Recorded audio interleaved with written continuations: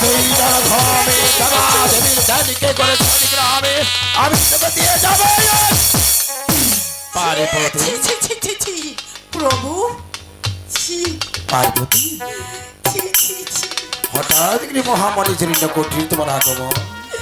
প্রভু, আমার জল পিপাসায় লেগেছিল।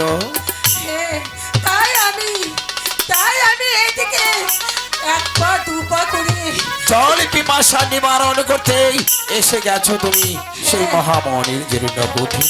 হে প্রভু, ওগো পার্বতী, প্রভু, আর হঠাৎ এরকম চিৎকার দিয়ে উঠলে। প্রভু,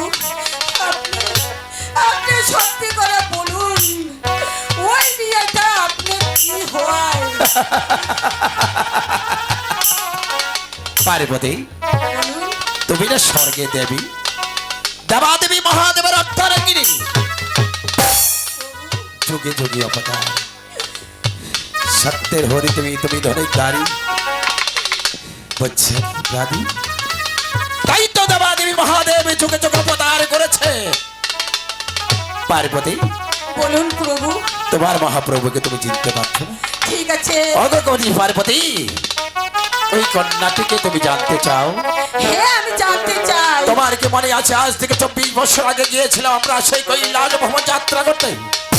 হঠাৎ করে মনে আছে মা মা বলে চিৎকার করেছিল।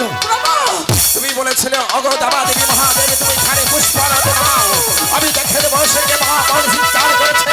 যাকে তুমি লালন পাঁচ গর্ভে ধারণ করিনি, যাকে তুমি লালন পালন করে স্কুলে ফেলে দিয়েছিলে, সেই তো তোমার কন্যা। হ্যাঁ পার্বতী, হ্যাঁ প্রভু, তোমার কন্যা। আমি জিজ্ঞেস করে দেখি, তোমার বাড়ি কোথায়? তোমার কি বা পরিচয় আমার কাছে বলো। আমি হচ্ছি আমার প্রভুর ভক্ত মহামণি। মহামণি, তারপরে পরিচয় বলো আমার কাছে।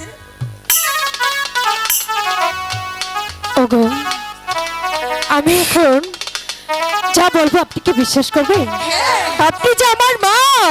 মা। হ্যাঁ পার্বতী, হ্যাঁ তোমার কন্যা মহামারী কোথায় তুমি বা জানো? কোথায় ছিল বলু? ওগো মহামারী, যাকে তুমি কুড়িয়ে পেয়েছিলে সেই কমল